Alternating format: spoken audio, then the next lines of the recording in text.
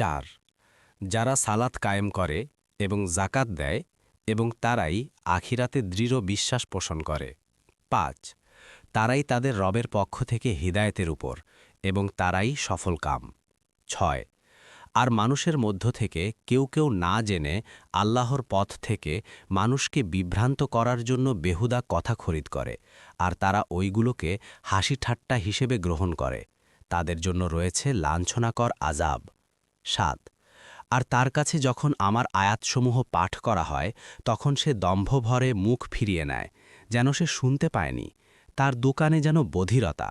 সুতরাং তাকে যন্ত্রণাদায়ক আযাবের সুসংবাদ দাও। ৮ নিশ্চয়ই যারা ঈমান আনে ও সৎকর্ম করে তাদের জন্য রয়েছে নিয়ামতপূর্ণ জান্নাত। সেখানে তারা স্থায়ী হবে। আল্লাহর ওয়াদা যথার্থ, আর তিনি মহাপরাক্রমশালী, প্রজ্ঞাময়।